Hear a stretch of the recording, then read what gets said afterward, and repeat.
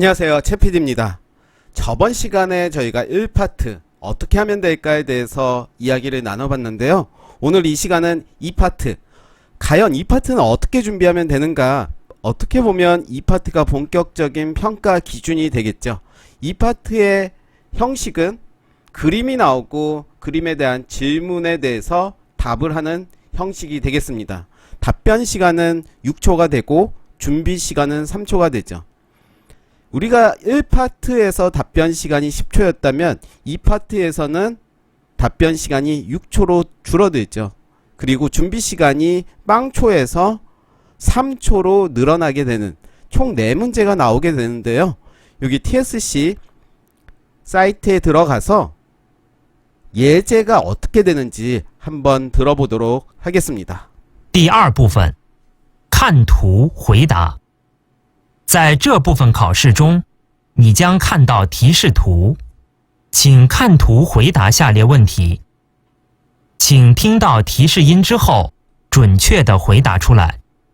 每道题的回答时间是8秒。下面开始提问。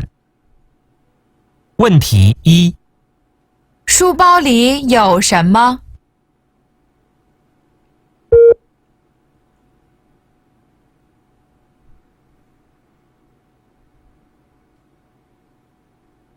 结束。问题2：他们在做什么？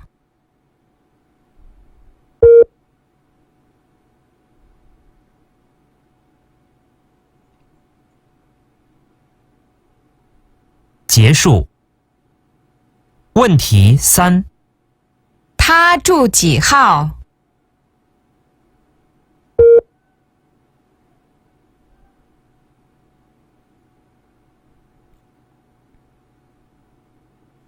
结束。问题4：他跑了有多远？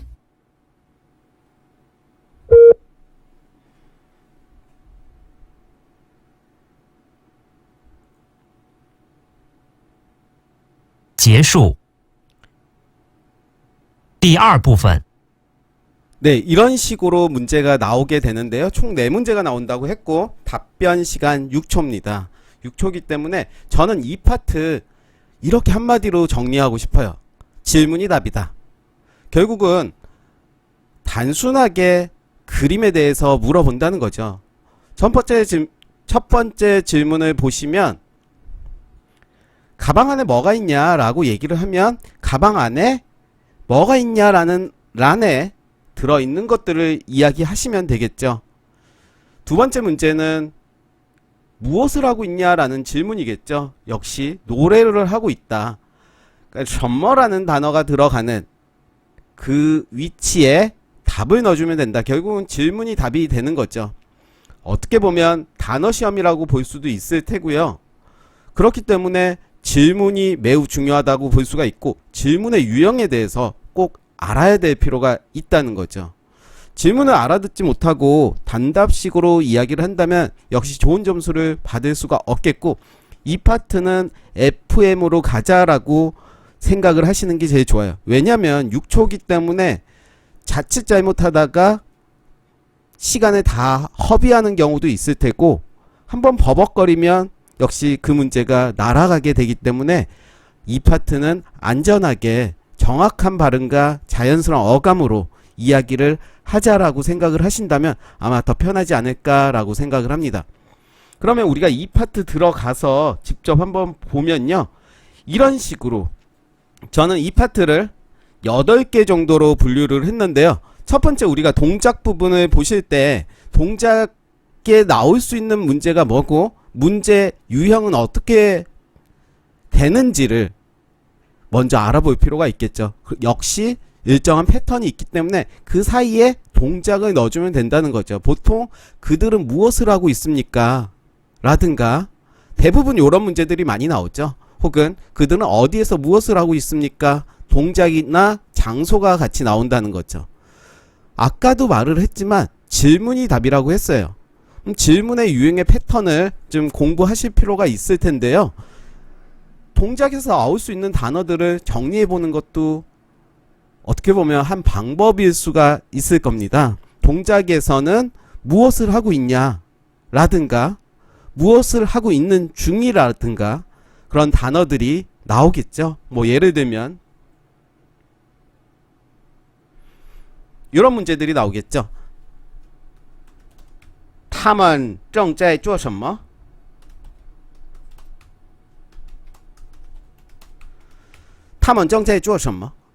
결국은 做什么라는 위치에 답을 넣어주면 된다는 거고요. 예를 들어서 他们在做什么? 이런 식으로도 나올 수가 있다는 거죠. 그렇지만 제가 앞에서도 강조했듯이 끊어읽기가 돼야 된다는 거예요. 어디서 끊어읽기를 해야 되냐? 품사별로 나눠서 끊어서 읽으시면 돼요. 그렇다고 뚝뚝 끊어지게 말하라는 게 아니라 그 부분은 1파트 설명하면서 이야기를 나눴는데요. 他们 여기서 한번 끊어주겠죠. 주어가 되고 짜이는 여기에서 주어라는 동사가 있기 때문에 짜이는 부사가 되겠죠. 뭐뭐 하고 있는 중이다 라는 뜻이 되고 물론 이제 짜이가 여러 품사가 갖고 있는데 짜이 뒤에 동사가 오면 당연히 부사로서 뭐뭐 하고 있는 중이다 라는 뜻이 되겠죠. 그래서 他们在做 요거는 붙어야겠죠. 붙고 목적어 他们在做什么? 저는 지금 세 단락으로 나눈 것 같아요. 他们在做什么? 그렇다고 他们在做什么? 이렇게 이야기하라는 게 아니라 他们在做什么? 네, 적절하게 이어지면서 끊어지는 느낌 들겠죠. 이런 식으로 이야기를 하셔야 된다는 거죠. 우리가 1파트에서 你家有几口人 이렇게 말해야 되는데 你家有几口人 이거는 좀 아니라는 거죠. 우리가 회화할 때 의사소통을 할 때 크게 문제가 될 수는 없겠지만 우리가 2파트, 3파트, 4파트 더 나아가서는 5파트, 6파트에서도 그런 식으로 말을 한다면 좀 더 자연스럽지 않은 느낌을 주기 때문에 적절하게 끊으면서 읽어가는 말하는 그런 연습이 필요하다라고 말씀드릴 수가 있겠고요. 동작에 관련된 단어들 많이 익히셔야겠죠.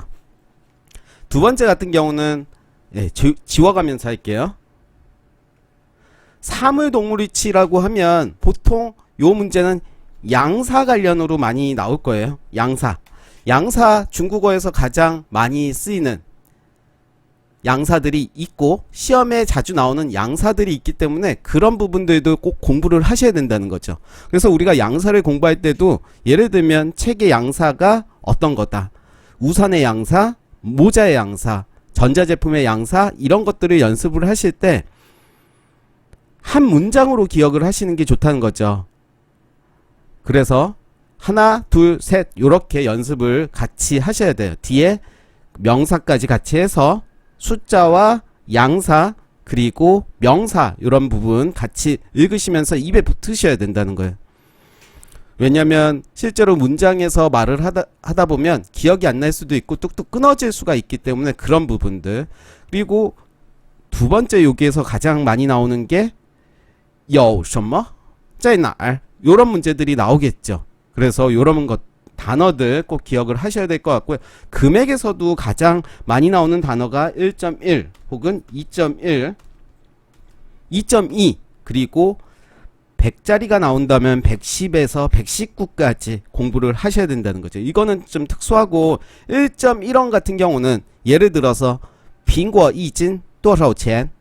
대답은 苹果一斤2块2 2가 2성이 된다는 거죠. 뒤에 4성이 오니까 2块 2, 2块 2 이거 아니라는 거죠. 그리고 2.1원도 헷갈릴 수가 있겠죠. 2块 2가 아니라 2块 2, 2块 2 그쵸. 2块 2이 아니라 2块 2이 아니라 2块 2 이런 식으로 이야기를 하셔야 되고 110원 같은 경우도 한국어로 얘기하면 110 이게 아니라 110원으로 얘기를 하셔야 된다는 거예요. 그리고 1000짜리도 2340이다 라고 할 때도 2000이 아니라 2000이라고 얘기하셔야 되고 만약에 234원이다 그러면 얼바이도 됐지만 량바이도 되는 거 우리가 헷갈리지 않으려면 그냥 량이라고 기억을 하시면 될 것 같아요. 물론 10의 자리에서는 그냥 얼이라고 얘기를 하셔야겠죠. 뭐 23이다 그러면 23 이렇게 얘기하셔야 되고 또 금액에서 가장 중요한 것은 10자리는 붙어서 발음을 하셔야 된다. 예를 들어서 13을 13 이게 아니라 13 이렇게 기억을 하셔야 된다는 거예요. 그래서 금액에서도 주의를 하셔야 될 것 같고요. 시간에서 나올 수 있는 문제는 이런 문제들 많이 나오겠죠. 现在几点 시계 그림이 나오고 그렇게 나오거나 혹은 달력 그림이 나온 다음에 몇 월 며칠이 무슨 요일이냐 이런 문제들이 나온다는 거죠. 그리고 번호 이야기를 할 때도 여기서 특수한 거는 전화번호 이야기할 때 1은 2가 아니라 2아오라고 발음을 해야 된다는 거 꼭 기억을 하셔야 되고, 시험에서는 예를 들면 이렇게 나오면 네 자리가 가장 보편적으로 많이 나오게 되는데요. 이것도 1, 2, 3, 4가 아니라 1, 2, 3, 4 두 개씩 끊어서 읽으시면 더 부드러운 느낌이 더 드셔서 아마 입에 더 붙으실 거예요. 그래서 번호 연습도 좀 하셔야 되고, 혹은 아까 예시문에서도 설명해 드린 대로 방번호 역시 그렇게 하시면 되겠죠. 그리고 동호수 얘기할 때도 동도 1이 나오면 2아오라고 얘기하셔야 되는 거고, 버스 번호도 두 자리일 경우는 그냥 10자리로 이야기를 하시면 되는데 100자리일 경우는 역시 하나하나씩 이야기하셔도 되고 100자리로 이야기하셔도 되는데 1이 들어가면 2아오라고 이야기를 꼭 해야 된다. 그래서 시험에서는 꼭 1이 들어간 문제들이 나온다는 거죠. 그거를 평가하기 위해서 하는 거죠.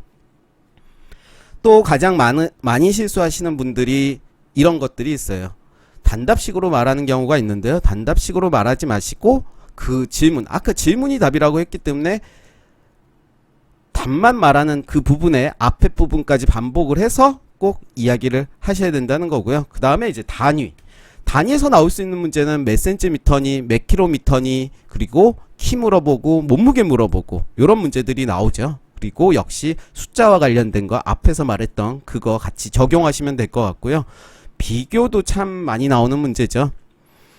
두 개의 사물이 나오고 이것을 어떤 게 더 많니? 어떤 게 더 기니? 어떤 게 더 머니? 무겁니? 이런 문제들이 나오면 역시 단답식으로 얘기하지 마시고 비용법을 꼭 쓰셔야 된다는 거죠. 아마 질문에 이런 게 나올 거예요. 更高, 比较高. 껑이라고 물어봤으면 껑으로 이야기하시면 되고요.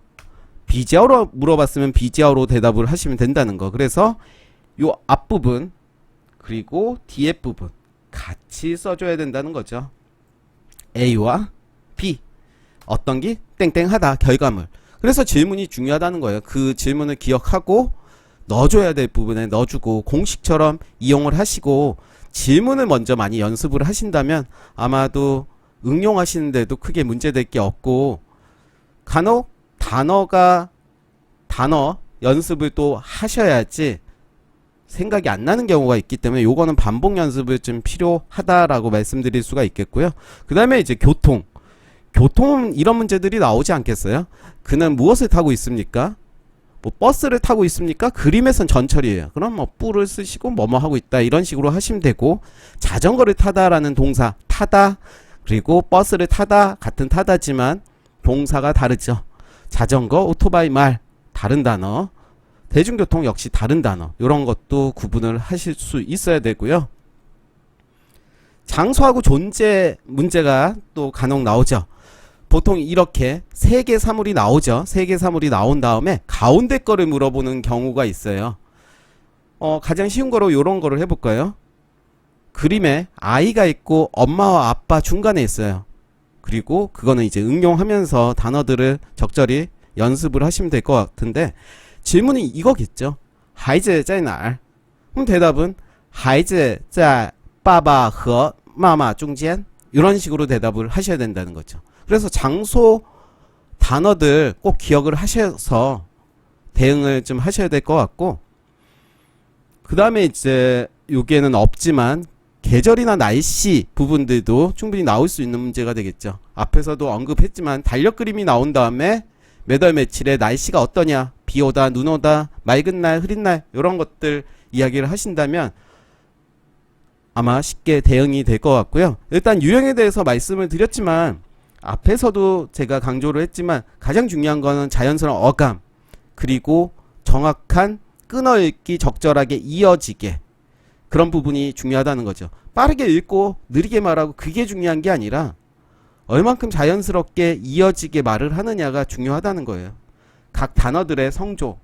성조는 약간 융통성 있게만 하시면 된다는 거예요. 뭐 예를 들어서 성조가 완전히 틀려지면 다른 의미가 될 수도 있겠지만 적절하게 전체 문장에서 적당하게 융통성을 부린다면 더 기교를 부리면서 더 잘하는 것처럼 느껴지게 할 수가 있다는 거죠. 이 단기 시험에서 가장 중요한 거는 평가자의 마음을 뺏는 거라고 생각을 하고 평가자가 어떤 기준으로 채점을 하는지 그것을 먼저 파악할 필요가 있는데요. 가장 중요한 거는 자연스러운 어감과 발음이 되겠죠. 그리고 이 사람이 참 잘하는구나. 외워서 하는 게 아니라 자연스럽게 말하고 있구나라는 것을 느끼게만 해준다면 아마도 좋은 점수를 받지 않을까라고 생각이 들고요. 이 파트는 아까도 말씀드린 대로 질문이 답이다. 요거를 생각하시고 이 파트 시험은 단어 시험이다. 그리고 연습을 하실 때는 질문을 먼저 연습을 하시면서 응용 연습을 하는 게 제일 중요하다는 거죠. 그리고 그 문장을 얼만큼 자연스럽게 말할 수 있느냐, 이게 가장 핵심이라고 볼 수가 있을 테고요. 일단 오늘 제가 이 파트 준비한 내용은 여기까지고 다음에 3파트 또 이야기를 좀 드릴게요. 그런데 저희가 2파트, 3파트 대부분은 2파트는 크게 문제될 게 없지만 3파트, 4파트를 많이 힘들어 하세요. 혼자 공부하기 힘들다 라고 생각을 하신다면 여기 오른쪽에 연락처 있으니까요. 언제든지 상담 받으시고 전략을 잘 짜야 돼요. 내 목표가 몇 점이냐에 따라서 전략은 달라질 수 있기 때문에 그거에 맞게 하셔야지 쓸데없는 것까지 공부할 필요가 없다는 거예요. 그리고 저랑 같이 수업을 하시면 오프뿐만 아니라 온라인에서도 발음 교정을 매일매일 피드백을 받으시면서 교정을 하실 수가 있고 아마 1파트에서 발음이 얼마나 달라졌는지 아마 들어보셨을 거예요. 그런 거 들어보시고 왜 1대1 수업을 하고 그렇게 피드백을 받아야 되는지 명확해지고요. 그리고 시험에서는 합격하는 게 목표이기 때문에 빨리 갈 수 있는 강사랑 같이 해야 된다는 게 제 생각입니다. 많은 강사들이 TSC를 강의하고 계시는데요. 가장 중요한 것은 학생들과 같이 그리고 학생들을 좀 더 빠르게 같이 가주는 강사와 같이 해야 된다는 것이 제 생각입니다. 그렇기 때문에 평가자들이 좋아할 만한 답변 그리고 평가자들이 들었을 때 좋은 어감을 그들에게 보여준다면 아마도 여러분들이 목표한 그 점수는 분명히 받을 수 있기 때문에요. 혼자 하기 힘들거나 다른 데서 공부하다 실패했던 분들은 여기 연락처에 연락을 주셔서 한번 상담 받아 보시면 아마 여러분들에게 좋은 팁을 드리지 않을까 생각합니다. 일단 오늘 제가 준비한 내용은 여기까지고요. 이상 최PD였습니다.